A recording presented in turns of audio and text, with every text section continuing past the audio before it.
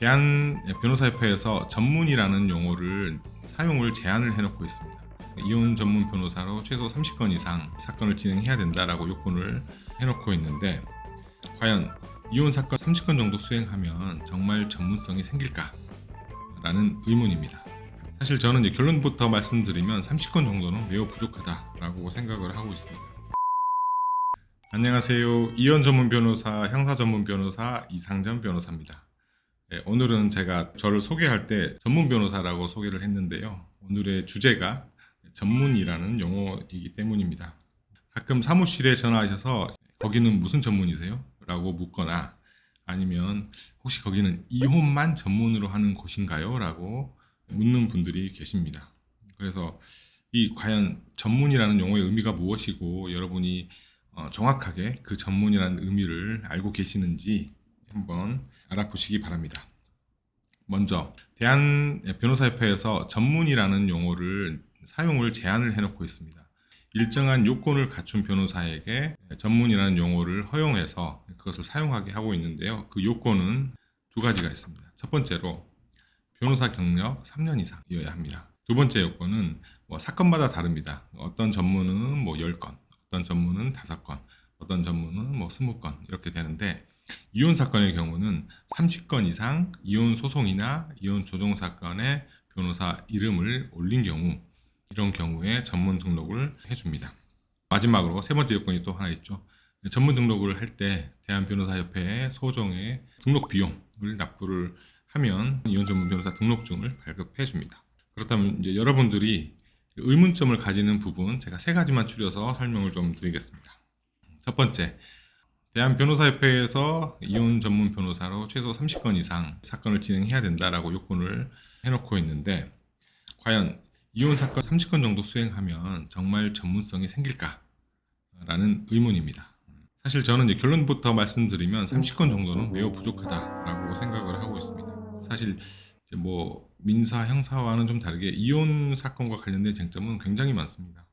이혼 여부, 이혼이 가능한지, 그리고 위자료, 양육, 친권 문제, 면접 교섭, 재산 분할, 양육비 등등 해서 쟁점이 굉장히 많이 녹아있고, 특히 재산 분할에 있어서는 상대방 명의 재산을 찾아내는 일, 그리고 기여도 입증을 충실히 해야 되기 때문에 과연 30건 정도 해서 이 많은 쟁점들을 숙지하고 정확히 할 수 있을까라는 의문이 좀 있습니다.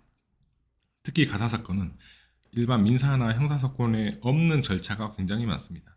조정조치나 가사조사, 부부상담, 임시양육자 결정, 임시양육비 결정, 접근금지, 이런 것들, 사전처분 등 절차가 굉장히 많이 있는데요.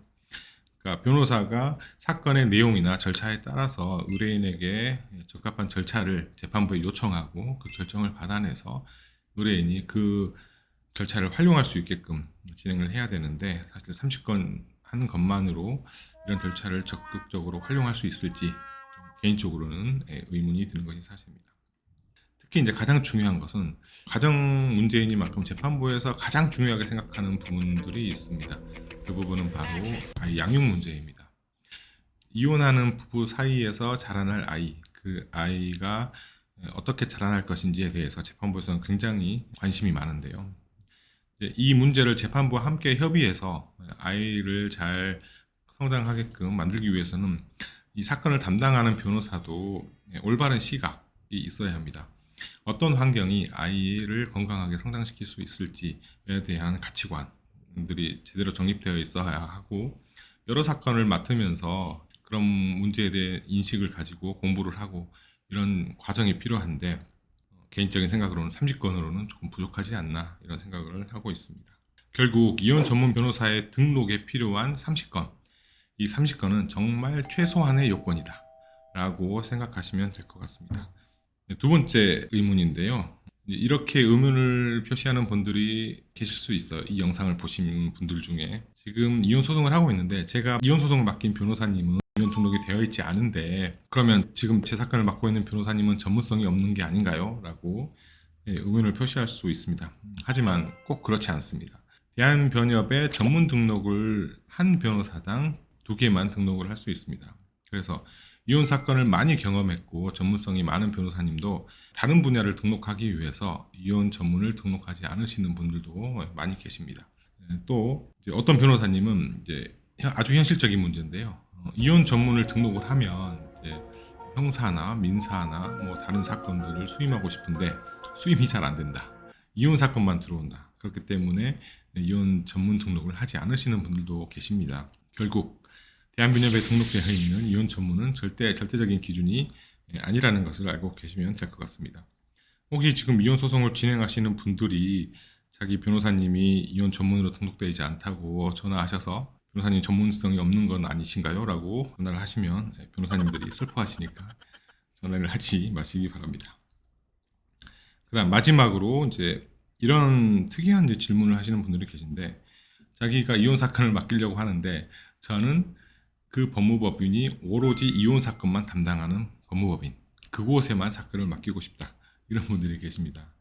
하지만 제 개인적인 생각은 거기에는 좀 동의하기가 좀 힘듭니다. 이혼 사건에는 민사, 형사, 뭐 기업 등 여러 가지 쟁점이 한꺼번에 녹아 있는 경우가 많습니다. 특히 뭐 이혼 사유가 배우자의 폭행이나 상해면 뭐 형사 고소가 당연히 진행될 거고, 뭐 부정행위 같은 경우는 예를 들면 배우자의 뭐 부정행위를 핸드폰을 통해서 봤다. 근데 이제 감정이 너무 격해져서 그 문자 내용을 캡처해서 다른 지인들에게 막 유포하는 사람들이 있습니다. 그렇게 되면 뭐 정통망법상 명예훼손죄가 성립될 수가 있고요.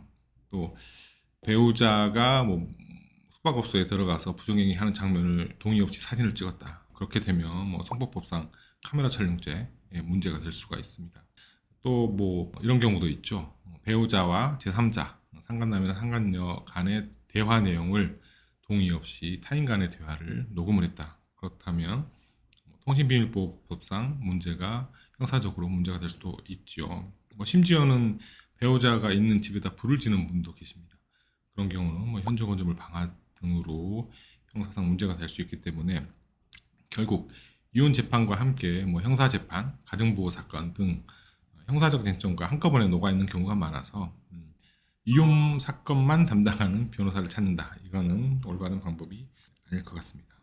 또 뭐 재산 분할에 있어서도 민사적 쟁점이 많습니다. 뭐 시부모님이 돈을 주셨는데 이 돈의 성격이 대여냐 증여냐 이거 가지고 많이 싸우고, 그 성격에 따라서 뭐 재산 분할 받는 금액이 달라지기 때문에 이건 다 민사적 쟁점이고요. 또 뭐 배우자가 회사를 운영하고 있다. 그렇다면 회사의 주식, 배우자가 가지고 있는 주식 그 가치가 재산 분할 대상이 되는데, 이제 그것과 관련해서도 상대방과 다투려면 회사의 내부 사정이나 회사법적 쟁점을 많이 알고 계신 변호사가 좋습니다.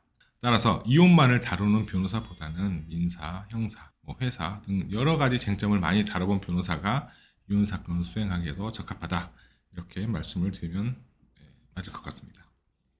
마지막으로 저희 마음다에 대해서 간단히 설명드리겠습니다. 저희 사무실은 가사, 민사, 형사 사건들을 많이 뭐 각 수백 건의 사건들을 다뤘고 상담까지 한 걸 포함하면 뭐 1000건 이상들을 다루었기 때문에 저희가 뭐 형사 전문, 이혼 전문 등을 굳이 등록을 할 필요는 없었는데, 근데 이것도 의뢰인들이 전문으로 되어 있어야 뭐 안심을 하는 것 같고, 그래서 이혼 전문과 형사 전문을 등록을 해놓은 상태입니다. 하지만 뭐 저희도 이혼 전문, 형사 전문을 등록을 해놨지만 변호사를 고를 때는 이 전문이라는 용어에 현혹돼서 그것만을 절대적인 기준으로 생각해서 변호사를 찾으시면 안 되고, 그 전문이라는 용어는 변호사가 그 분야의 최소한의 요건을 갖추었구나 라고 생각하시면 맞을 것 같습니다. 오늘 내용은 여기까지고요. 다음에 더 좋은 주제로 찾아뵙겠습니다. 감사합니다.